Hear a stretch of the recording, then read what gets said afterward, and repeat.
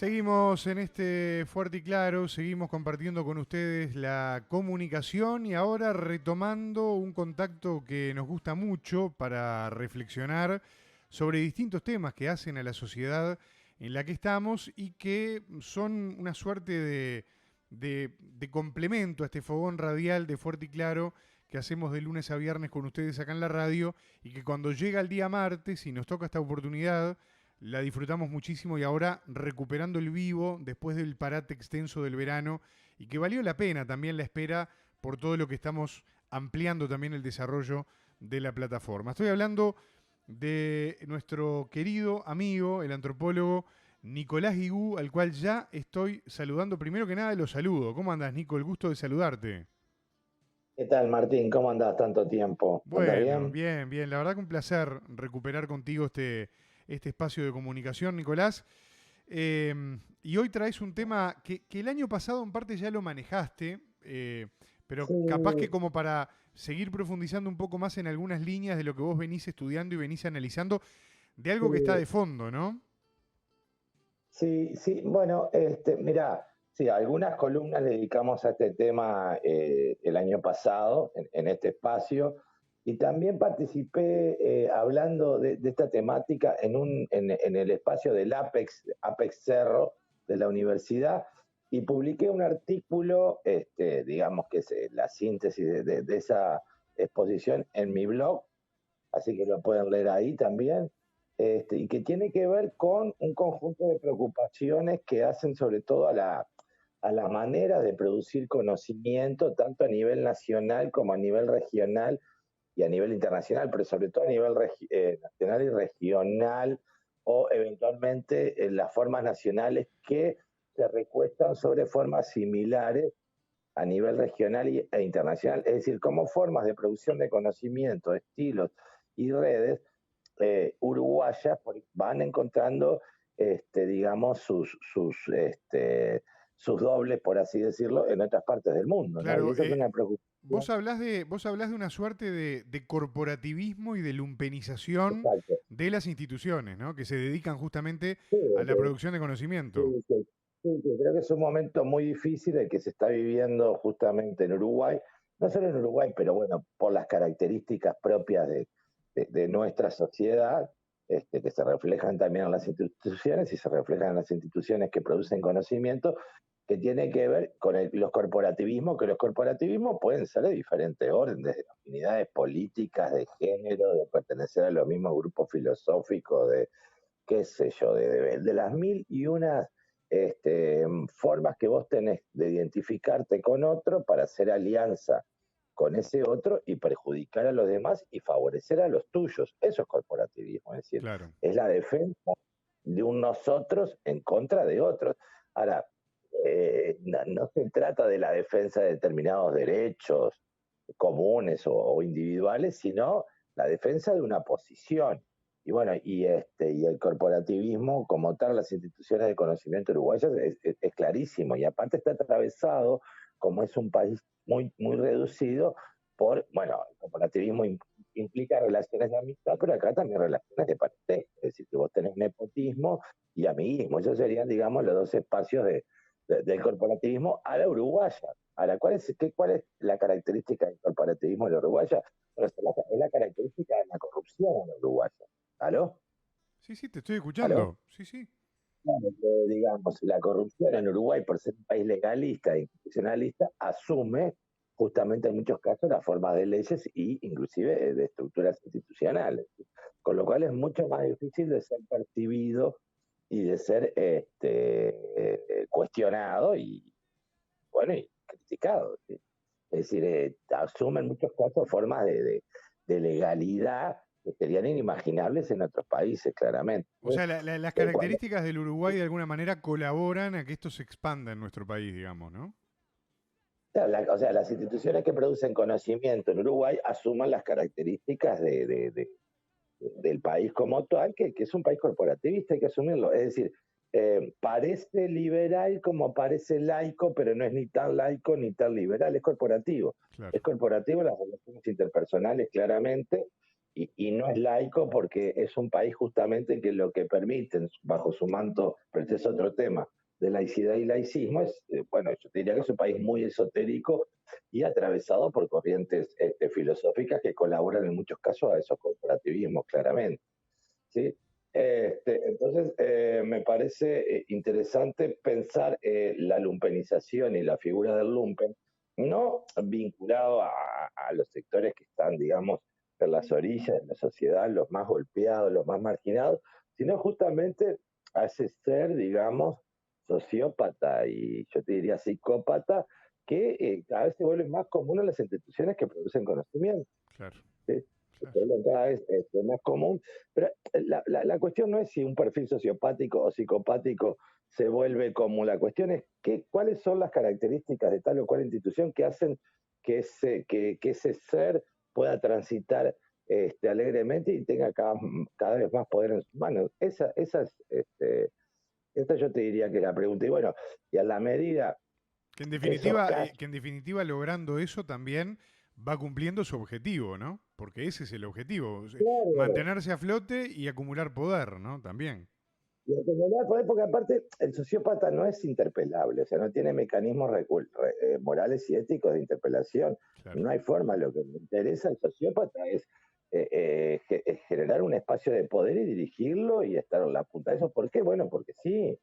O sea, no hay, el porque sí es la propia sociopatía, no hay una explicación profunda. Es la propia sociopatía que hace que ese sujeto se sienta impedido a llegar a ese lugar, sea como sea. O sea, no importan mucho los medios. Por eso en este artículo que escribí yo hablo de prebendas y castigos, es decir, castigos para los que no son obedientes y prebendas para los que sí. Obviamente que eso va corroyendo las instituciones y va generando digamos, procesos de corrupción y de falta de calidad más o menos generalizada. Es una frase, mira, lo que tiene una linda característica, una forma de caracterizarlos es cuando disuelven la singularidad, la totalidad. ¿Sí? A ver cómo es eso. Es muy, yo te digo, te estoy repitiendo varios casos que vivo, ¿no? Cercanos. Por ejemplo, si vos decís, Martín publicó tal cuestión, interesante, te dice, todos publicamos. O sea, la totalidad absorbe tu aporte singular. ¿Sí? Entonces no hay capacidad hermenéutica de leer el texto de Martín, porque no importa. Son productivistas, son personas en general de muy mala calificación, pero a través, digamos, de todo ese ejercicio de poder llegan a posiciones relevantes. ¿Sí? A través de los diferentes corporativismos, justamente que los llevan ahí. Entonces, digamos, es una situación bastante trágica porque ¿qué pasa? También eso lo que hace es empezar a anular el pensamiento, ¿sí? Claro. Porque vos perdés capacidad de crítica, perdés capacidad de análisis y perdés capacidad de evaluación y lo que importa son las maneras de estructurar las relaciones de poder y de verdad en determinado campo. Es esa la situación básicamente que se está viviendo en las instituciones de conocimiento en Uruguay, en todas, en casi todas, en prácticamente todas, te diría yo. Sí, porque además, cuando uno habla de la lumpenización, ¿no? Yo voy un poquito para Sí, atrás en base a lo que vos venías comentando. Vos hacías una aclaración y subrayabas sobre ese tema. Decías, em, sí. no pensemos en el lumpen que vive en los cordones de la No, no, ciudad, no, no. ¿no? Pero claro, normalmente cuando uno escucha el término lumpen, tiende a pensar en eso primero, ¿no? Y yo digo, Sí, qué increíble, ¿no? Porque en realidad uno si se pone a pensar, vos estás hablando de algo que está absolutamente, ¿cómo decirlo? Absolutamente enquistado en las instituciones, donde se dan todos estos no, mecanismos aparte son de una personas enorme que, sutileza, ¿no? claro, son personas que evalúan proyectos, que deciden cuestiones muy importantes, digamos, en términos, ya te digo, de amistades y enemistades o neutralidades, pero son lumpenes. A ver, ¿por qué? Porque primero tienen un capital académico y cultural muy reducido y una gran habilidad para disimularlo. Y después porque montan estas estrategias permanentemente, permanentemente. Entonces, ¿qué pasa? A la medida que las instituciones no tienen una lente para mirar esto y no tienen capacidad de evaluación de estos perfiles es que en realidad son instituciones lumpenizadas, ¿sí? Es decir, porque pueden entrar esos sujetos, pero siempre hay algunos frenos. Cuando ya no hay ningún freno, y esos sujetos se vuelven dominantes es porque esas instituciones están lumpenizadas. Claro, claro. Es un poco lo que está pasando acá en Uruguay. Por eso los productos intelectuales vas a ver que en general son reiterativos, y vos tenés una lectura más o menos regional o internacional, o son bastante malos. Pero claro, ahí viene el otro truco de la globalización, que es justamente, sobre todo porque es un país chico, ser refrendado por autoridades del conocimiento extranjeras, ¿sí? Claro. Que eso en principio es muy saludable. Pero ¿qué pasa? Estas redes, como son regionales e internacionales, también se legitiman a través de pares lumpenizados de otras partes del mundo, y eso es lo complicado. Claro. Sí, ¿Sí? porque en realidad es como un gran Eh, círculo vicioso, ¿no? O sea, exact- lo macro en exactamente. lo micro aldeano que tiene nuestro Exacto. país. Pero se Donde repite el círculo. claro, y vos podés usar redes de ese orden internacionales para legitimarlo. Lo que está ausente siempre es el conocimiento, que siempre es lo que vas a ver. Es el gran ausente. Claro, Ni siquiera te diría que es el convidado de piedra, no, no es porque no está, no está. Entonces, ¿cuáles son? Y esa es la pregunta, ¿qué estrategia se utiliza cuando el conocimiento no está? ¿Cómo hago para disimular? claro. Bueno, y ahí vienen todas las estrategias del lumpen sociópata, la gestión, la administración, las reglas de juego, etcétera. Empieza a orbitar en un espacio donde el conocimiento no importa, ¿sí? Y eso pasa en un proceso de cosificación, aparte de conocimiento, como estamos viviendo, pasa a ser también un espacio sumamente relevante. Entonces, Claro. digamos, tampoco la burocracia que se veía opuesta, digamos, al proceso de lumpenización en una época, tiene sentido plantearla ahora como oposición. En realidad, burocracia y lumpenización en este momento en las instituciones de conocimiento, al menos nacionales, van de la mano, claramente. Qué increíble, ¿no? Qué increíble cómo ese proceso se ha venido. Y hay un nivel de, ¿cómo decirlo? No sé si es el término, ¿no? Pero capaz que ahí me podés corregir, pero un nivel de resistencia intelectual a esto que vos estás planteando, más allá de Nicolás Guibú, Hay, digo, pero, ¿hay gente que lo viene hay, trabajando como hay, forma pero de buscar canales alternativos para salir adelante de este sí, problema? hay, pero muy poco porque implica también, en la medida que no tengas cierta espalda, digamos, empezar a ser castigado por estas corporaciones, claramente. Entonces también hay una persecución muy soterrada, muy compleja, que hace que las personas que piensen, porque el pensamiento siempre es desinteresado, bueno, tengan que diseñar sus estrategias que van a hacer, e inclusive te digo más, las inversiones que se han hecho en producción de conocimiento han sido muy importantes y los resultados muy relativos, resultados genuinos, no estoy diciendo gente que copia a otra o que la imita, porque esa es otra cuestión interesante que ahora que estoy hablando de esto, me viene a la memoria, las disimulaciones del lumpen. Entonces, en este proceso de lumpenización tenemos, por ejemplo, escribas que escriben, ¿sí? Le escriben, digamos, inclusive diseñan estilos, copian estilos a estas personas que están en determinadas posiciones y que no tienen capacidad de expresión. Claro, Se van sumando todas las perversidades. ¿Por qué? Porque el sujeto tiene que legitimar, bueno, el sueldo que recibe, las prebendas que recibe, el dinero que recibe, a cambio de determinadas situaciones, ¿sí? Y empiezan a aparecer así los escribas, digamos, por contrato, que escriben los artículos y demás, es decir, todo el conjunto de redes que hacen que se promuevan y se establezcan naderías cada vez más, de manera más evidente. Y bueno, y hay, ¿cómo decirlo?, situación evidente de libros con muchas páginas o pocas, pero que lo que van a establecer o plantear es muy poco, es muy reducido. Y sobre todo es difícil de mantener una hermenéutica ya con una lectura más internacional, ¿no? claro. Entonces, en ese sentido, ya te digo, creo que hay una crítica muy silenciosa que tiene que ver con el largo exilio intelectual del Uruguay de hace muchas décadas, ¿sí? Sí. Es una manera de no enfrentarte a la situación e irte. Y bueno, después están todas las complicidades por temor o por conveniencia que se producen en el propio país, claramente. Inclusive hay gente que es exterior y demás que dice, bueno, yo esto no voy a ingresar en este cuestionamiento porque corro determinados riesgos. Claro.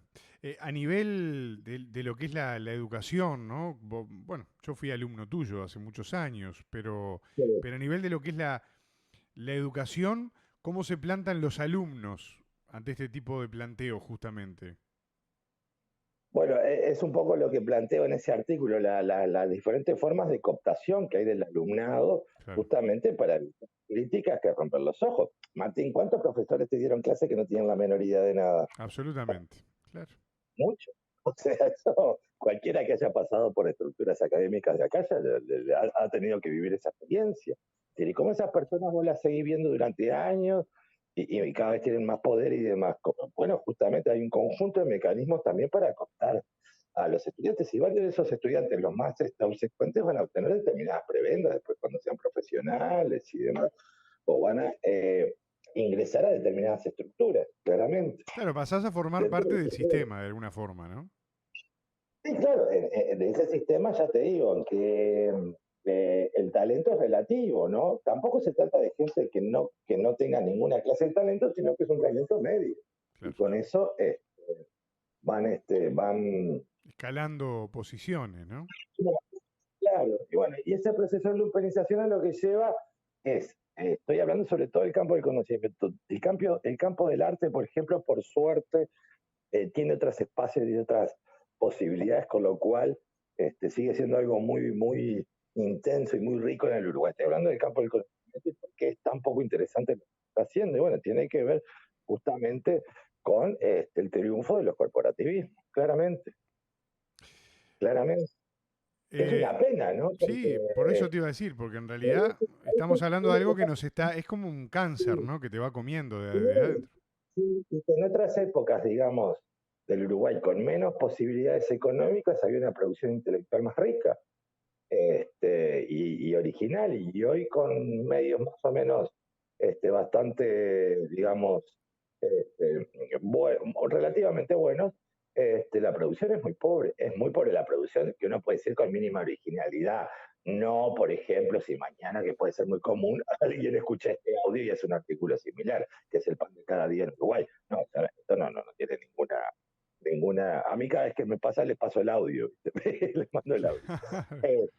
Claro, y ahí tienen que bajar el artículo, esas cuestiones, bueno, ese tipo de trucos propios de un sistema lumpenizado en el espacio ético también, claramente. Claro. Entonces, bueno, hay formas de resistencia, hay formas de creatividad, pero también hay que pensarlo en términos mucho más amplios y mucho más macro, ¿no? ¿Cómo evitar las revistas autofinanciadas y autopublicadas por ejemplo, en facultades? ¿Cómo evitar, bueno, las mil y una formas de amiguismo en esas instituciones que hacen que la producción sea pobre y aparte ya te digo que sea, por ejemplo, legitimada, pero inclusive los que legitiman a nivel regional o internacional son de la misma entonces tampoco tiene mucha legitimidad y mucho sentido. Eso yo creo que es un desafío para pensar de otra manera o volver a generar pensamiento en el Uruguay. Que no Claro, robar es pensar, robar. No robar, pensar. sin duda. Eh, O sea que eh, el camino del cambio viene por ahí. Viene por ahí, yo creo que también viene, por suerte, por la revolución tecnocomunicacional que está permitiendo otros formatos de conocimiento y de producción de conocimiento. Es decir, que lo que hace es también que las instituciones de conocimiento clásico empiecen a desmaterializarse y que la gente empiece a producir de conocimiento de otra manera, como estamos haciendo nosotros ahora en este diálogo, por ejemplo. Claramente. Que eso sería un ejemplo, hay muchísimos más. ¿Sí? Claro. Entonces se empiezan a producir otras formas de generar e inclusive de gestionar el conocimiento. Qué Bueno, y fuerte, en eso ¿no? Claro. estoy trabajando en estos días con mucha esperanza porque veo muchísima gente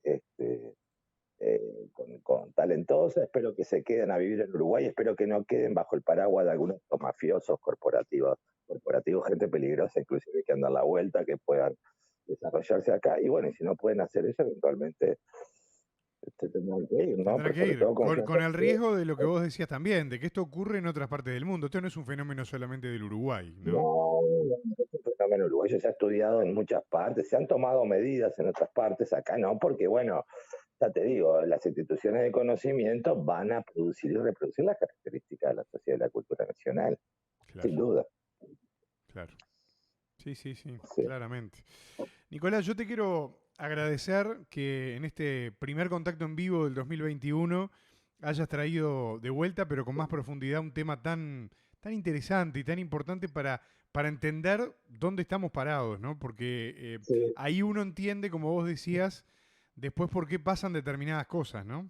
Ahí es donde, claro, claro. claro, Y obviamente que, bueno, en poquitos días te vamos a estar convocando para una nueva columna, obviamente para hablar también de otros temas de nuestra sociedad y de estos tiempos en los que estamos tan convulsos y donde se hace tan importante también tener esa mirada profesional del antropólogo, del hombre que estudia, que está en un terreno también como te movés vos, bueno, lo acabas de explicar en esto otro también, ¿no? Bajándote un poco bastante, ¿no? De algunos pedestales y también tratando de poner en el acceso de todo el mundo, digamos, bueno, estas informaciones que son tan importantes, ¿no? Para ayudarnos a sí, pensar y en sin un duda. horario del día que ayuda mucho también para pensar, ¿eh? Está bueno. Sí, sin duda, sin duda, sin duda que sí. Bueno, Nicolás, Martín, nos estamos viendo. nos estamos Te mando un viendo. abrazo grande. El abrazo grande de siempre y si te parece entonces, en unos días volvemos a hablar contigo. Dale. Perfecto, un abrazo grande, Martín. Chao, suerte. Adiós.